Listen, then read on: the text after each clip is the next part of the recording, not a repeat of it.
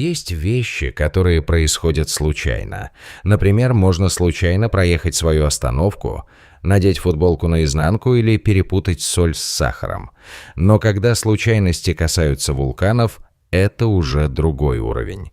В 2009 году энергетическая компания Исландии Landsvirkjun реализовала проект глубокого бурения геотермальной скважины в Крабле. Такой котловине вулканического происхождения они пытались пробурить скважину почти на 4,8 километра в землю. Однако бур постоянно застревал на одной и той же глубине. Когда работникам наконец удалось его освободить, они нашли осколки стекла, остывшие кристаллизованные материалы.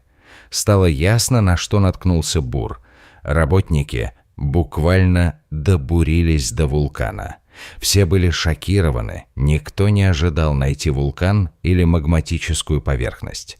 Такие резервуары с супергорячей расплавленной породой существуют везде, где есть вулканы. Но обычно они расположены намного глубже и не попадаются случайно людям. Испугавшись разрушительных последствий, команда поспешила охладить скважину, закачать около 1 миллиона тонн холодной воды и полностью закрыть проект. Однако через 15 лет уже другие исландские рабочие собираются сделать это сознательно – пробурить скважину в вулкане. Более того, ученые и инженеры надеются использовать огромную силу магмы для решения главной проблемы планеты – энергии. Конечно, мне не нужна магма для получения энергии. Достаточно кофе. Ненавязчиво напоминаю тем, кто забывает ставить лайки. Не забывайте это делать. И спасибо тем, кто понимает мое желание оставаться незаметным. Можно сказать, что для Исландии бурение скважин для получения энергии не новинка. Геотермальная энергия уже произвела революцию в жизни этой страны. Всего около 80 лет назад Исландия в основном использовала нефть и уголь, а сейчас более 90% домов отапливаются именно геотермальной энергией. Эта чистая, постоянная и стабильная энергия преобразовала Исландию из одной из беднейших стран Европы в одну из самых богатых. Очень быстро, всего за 25 лет, использование геотермальной энергии выросло на 17% благодаря проекту глубокого бурения. В рамках этого проекта по всей стране было пробурено тысячи скважин на глубину около 4,5 километра. Вся суть геотермальной энергетики – бурение горячих подземных областей, чтобы получить пар. Этот пар приводит в движение турбины, которые вырабатывают электроэнергию. В результате около 70% всей энергии, используемой в Исландии, поступает из геотермальных источников. Самое приятное – это энергия возобновляемая. Земля постоянно производит тепло, поэтому геотермальные источники могут служить десятилетиями и даже дольше. В отличие от солнечной и ветровой энергии, горячий пар доступен 24 часа в сутки, 365 дней в году. Это уникальное преимущество Исландии, так как геотермальная энергия составляет менее 10% мировой энергетики. Сегодня Исландия входит в десятку ведущих стран мира по производству энергии. Рядом с такими странами, как США, Мексика и Япония. Страна с большой территорией и населением. Итак, речь идет о том, что собирается бурить в вулкане. В кальдере Крабле, которая находится в одной из самых активных вулканических зон мира, охватывающей тектоническую границу Срединно-Атлантического хребта. Там неоднократно случались извержения, последние из которых произошли в 1984 году. За последние 1000 лет Крабле извергался около 30 раз, что делает его довольно активным вулканом. Но если посмотреть на карту, становится ясно, что Исландия – идеальное место для добычи геотермальной энергии. На этом изображении границы тектонических плит и точки извержений вулканов с 1960 года. В Исландии, несмотря на небольшой размер, очень много вулканов. Более 200. Считается, что именно вулканическая активность создала остров. Когда-то это был очаг магмы, которая постепенно остывала, образуя землю. Поэтому Исландия привыкла к вулканам. Она переживает примерно одно извержение каждые 5 лет, большинство из них происходит в необитаемых районах. Здесь есть все условия для добычи геотермальной энергии. В Крабле, несмотря на свою изменчивую природу, идеально подходит для этого. Там расположена магматическая камера, температура которой достигает 1300 градусов Цельсия, всего в 1,5–3 километрах под поверхностью. Дополнительные плюсы: на поверхности есть станция высокоскоростного интернета и асфальтированные дороги. Вулканическая вершина – это место, где работают ученые и инженеры. Идея умышленного бурения вулкана связана с первым этапом – подключением к магме. Проект называется CAMT Magma Testbed. В рамках этого проекта люди пробурят горячие пары для генерации энергии. На колоссальных масштабах, если все пойдет по плану, CAMT сможет обеспечить энергией дома во всей Исландии, используя возобновляемый безграничный источник – магму. Преобразование огромного тепла и давления в мощную энергию – заманчивый перспективный проект, особенно в условиях глобальных усилий отказаться от ископаемого топлива и спасти планету. Ученые сравнивают масштаб этого проекта с космическим телескопом. Он даст человечеству уникальную возможность наблюдать за внутренней структурой вулканов.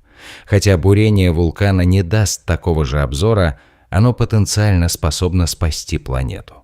Бурение начнется в 2026 году, но есть опасности. Теоретически бурение может спровоцировать извержение. В 2009 году, к примеру, случилась случайность, когда бурение достигло магматической камеры, но вулкан не отреагировал.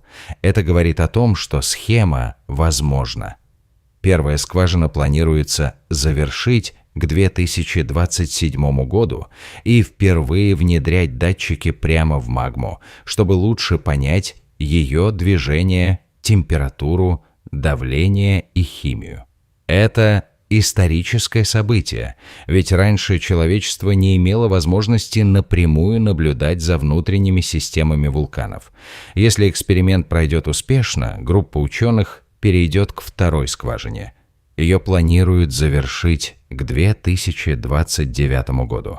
Во второй скважине планируется использовать сильное тепло магмы для получения нового, более мощного вида геотермальной энергии. Перед этим бурение столкнется с несколькими этапами. Сначала через слой глины и камней на глубине около 182 метров, затем через толстый слой вулканических пород и, наконец, через очень твердую магматическую породу. В итоге, чтобы достигнуть магматического очага, придется пройти около 2 километров. Это примерно 22 статуи свободы, поставленные одна на другую, или 3 шанхайские башни. Когда бур достигнет магматической камеры, ее извлекут, вставив стальную трубку, способную выдержать колоссальную жару, камеру заполнят бетоном, после чего с помощью меньших сверл будут собирать образцы магмы и устанавливать датчики. Все это сложная задача, и ученые, инженеры и рабочие готовы к ней. Расположение вулкана делает бурение одновременно относительно простым и очень сложным. Коронки должны выдерживать высокие температуры, не расплавляясь. Из опыта 2009 года известно, что такие условия возможны. Тогда произошла случайность, которая раскрыла важные сведения о жидком состоянии магмы и ее динамике. Некоторые гипотезы предполагают, что магматическая камера настолько велика, что окружающая порода ее охлаждает значительно меньше. Другие считают, что магма остается горячей благодаря отсутствию охлаждающего эффекта, вызванного ее размером или внутренним нагревом. Пока данных мало, и неясно, останется ли магма горячей на весь срок службы скважины. Почему же использование магмы так важно? У ученых есть уверенность, что использование экстремально высокой температуры магмы прямо у источника – это все та же геотермальная энергия, только в разы мощнее. В отличие от обычных станций, где собирается пар, в магматической камере вода собирается в сверхкритической жидкости, настолько горячая и под высоким давлением, что не является ни жидкостью, ни паром. Одна такая станция способна вырабатывать в 10 раз больше энергии, чем обычная. В случае успеха исландцы не только получат огромные объемы энергии, но и продвинут науку, смогут изучать вулканическую активность изнутри, прогнозировать извержения и наблюдать их в реальном времени. Самое главное, что это позволит лучше понять внутреннюю структуру вулканов, что ранее было невозможно. Помните случай, когда извержение вулкана в 2010 году вызвало хаос? Облако пепла стало причиной отмены более 100 тысяч рейсов, что обошлось в миллиарды долларов. Если бы тогда было известно больше о поведении вулкана, можно было бы предотвратить или минимизировать последствия. Поэтому бурение в будущем может стать ключевым инструментом спасения планеты и экономии. Да и сама технология не только дешевле. Скважины для магматической энергии обойдутся примерно в 2-3 раза дороже обычных, но и эффективнее. Всего 2 такие скважины смогут обеспечить электроэнергией около 30 тысяч домов, что сравнимо с обычными 18 скважинами. Теперь о преобразовании энергии. Сначала сверхгорячая магма нагревает теплообменник, вращая турбину, которая вырабатывает электроэнергию. Тем временем более холодная магматическая жидкость закачивается обратно в землю и снова нагревается, создавая замкнутый цикл. Если все пойдет по плану, эта система будет работать непрерывно.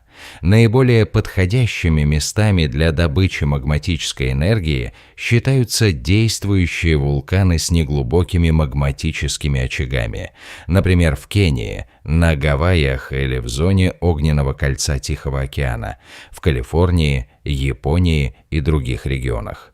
В будущем, возможно, придется пробурить гораздо глубже, чтобы добраться до магмы, что увеличит стоимость. Но при больших мощностях эффективность окупит затраты. Исландцы уже не впервые бурят вулканы специально для научных целей.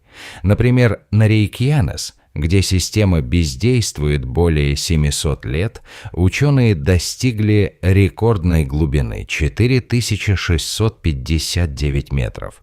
Там исследуют свежие образцы магмы, а в будущем эти скважины планируют превратить в паровые трубы для геотермальных станций. Что касается солнечной энергии из космоса, то она тоже развивается. Ученые и коммерческие компании разрабатывают проекты по запуску солнечных станций на орбиту, которые собирают солнечный свет и передают его на Землю в виде радиоволн, преобразуемых в электроэнергию.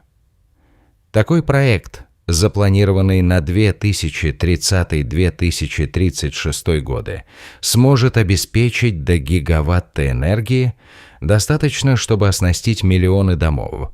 Однако самым важным остаются именно вулканы. Их можно использовать для получения чистой энергии и для научных исследований.